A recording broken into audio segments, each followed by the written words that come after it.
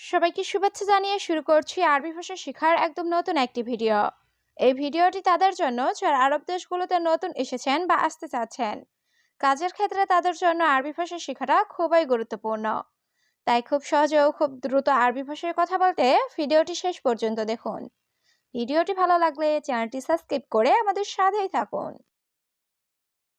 সম্ভবত সে লোক মুসলিম এর আরবি বাক্যটি হবে মুমকিন হুয়া নফর মুসলিম। এখানে মুমকিন অর্থ সম্ভবত, হুয়া অর্থ সে, নফর অর্থ লোক।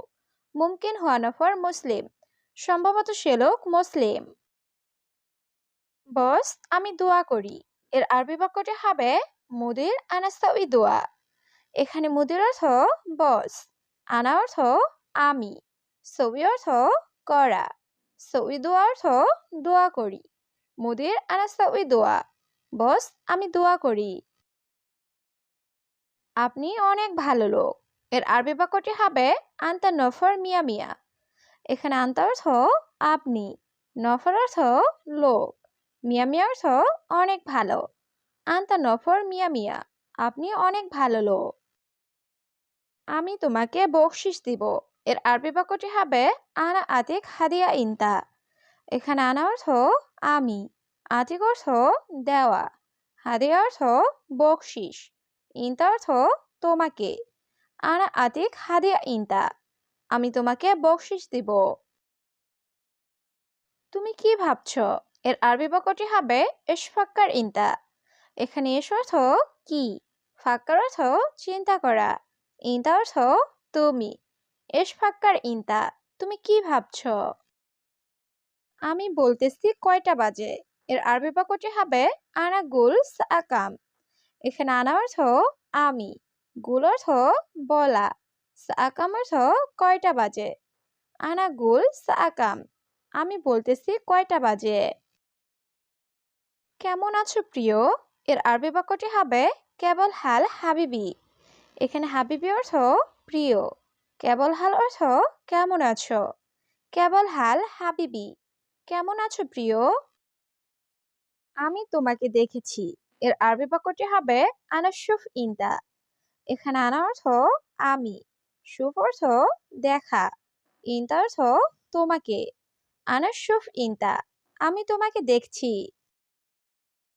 তার সাথে বেশি বকবক করছো এর আরবি বাক্যটি হবে হুয়া সাওয়া সাওয়া জিয়াদা গিরগির। এখানে হুয়া অর্থ তার, সাওয়া সাওয়া অর্থ সাথে, জিয়াদা অর্থ বেশি, গিরগির অর্থ বকবক করা। হুয়া সাওয়া সাওয়া জিয়াদা গিরগির, তার সাথে বেশি বকবক করছো। কি সমস্যা এর আরবি বাক্যটি হবে এস মুশকিলা। এখানে এস অর্থ কি, মুশকিলা অর্থ সমস্যা। এস মুশকিলা, কি সমস্যা। আমি তাকে বলেছি এর আরবি বাক্যটি হবে আনা গুল হুয়া। এখানে আনা অর্থ আমি, গুল অর্থ বলা, হুয়া অর্থ তাকে। আনা গুল হুয়া, আমি তাকে বলেছি। এখন কয়টা বাজে এর আরবি বাক্যটি হবে আলহিন সাআকাম। এখানে আলহিন অর্থ এখন, সাআকাম অর্থ কয়টা বাজে। আলহিন সাআকাম, এখন কয়টা বাজে। সে আরবি বোঝে না এর আরবি বাক্যটি হবে হুয়া মাফি মালুম আরবি। এখানে হুয়া অর্থ সে, মালুম অর্থ জানা বা বোঝা, মাফি মালুম অর্থ বোঝে না। হুয়া মাফি মালুম আরবি, সে আরবি বোঝে না। পরে বললাম টাইম বোঝো এর আরবি বাক্যটি হবে বাদেন কালাম টাইম মালুম। এখানে বাদেন অর্থ পরে, কালাম অর্থ বলা, মালুম অর্থ জানা বা বোঝা। বাদেন কালাম টাইম মালুম, পরে বললাম টাইম বোঝো। সে কিছুই বোঝে না এর আরবি বাক্যটি হবে হুয়া মাফি মালুম শাই। এখানে হুয়া অর্থ সে, মাফি মালুম অর্থ বোঝে না, শাই অর্থ কিছু। হুয়া মাফি মালুম শাই, সে কিছুই বোঝে না।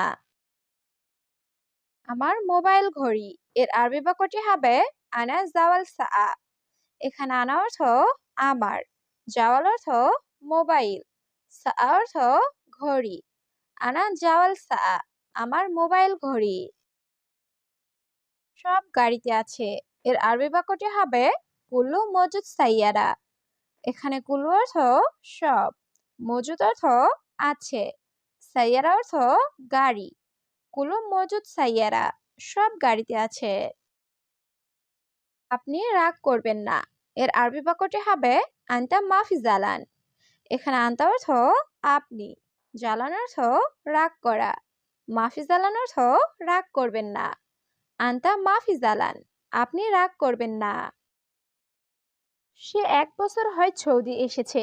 এর আরবি বাক্যটি হবে হুয়া অহেদ সানা ইজি সৌদি। এখানে হুয়া অর্থ সে, অহেদ অর্থ 1, সানা অর্থ বছর, ইজি অর্থ আসা। হুয়া অহেদ সানা ইজি সৌদি, সে 1 বছর হয় সৌদি এসেছে। সব আরবি বুঝে না। এর আরবি বাক্যটি হবে মাফি মালুম কুল্লু আরবি।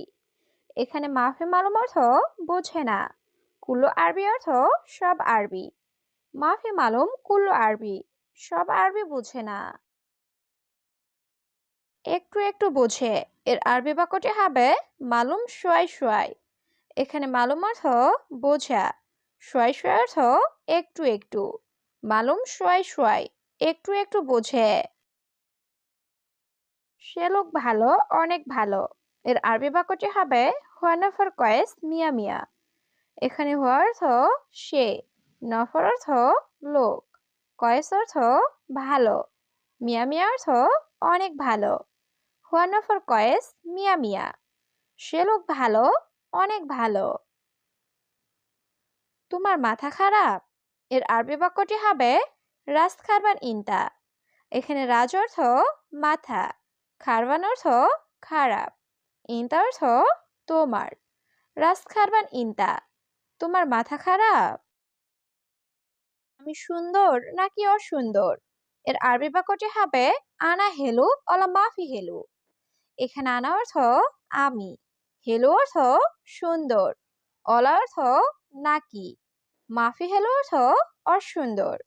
আনা হেলু অলা মাফি হেলু, আমি সুন্দর নাকি অসুন্দর।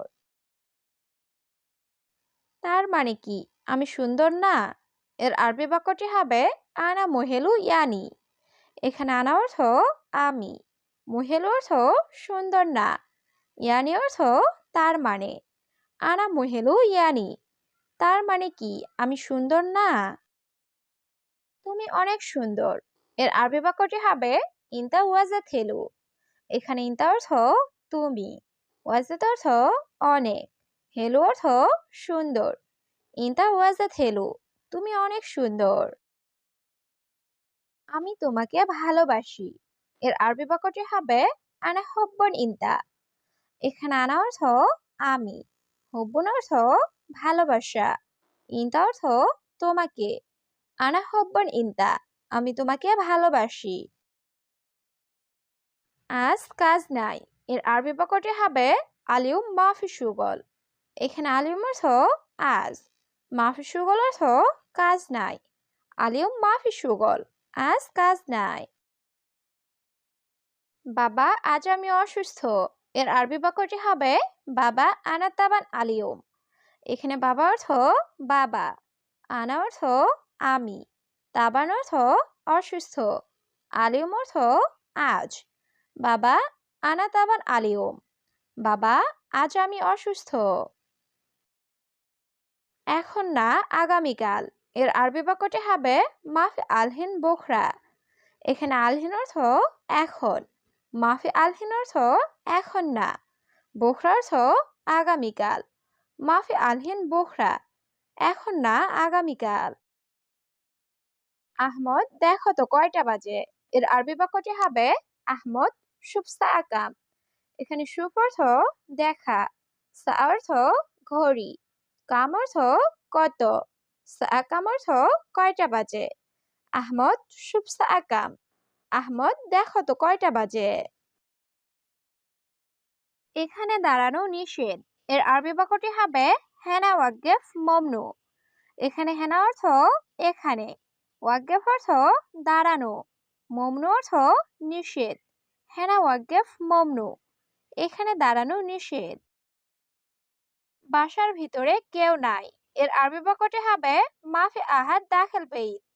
এখানে মাফি অর্থ নেই, আহাদ অর্থ কেউ, দাখিল অর্থ ভিতরে, বেইত অর্থ বাসা। মাফি আহাদ দাখিল বেইত, বাসার ভিতরে কেউ নাই।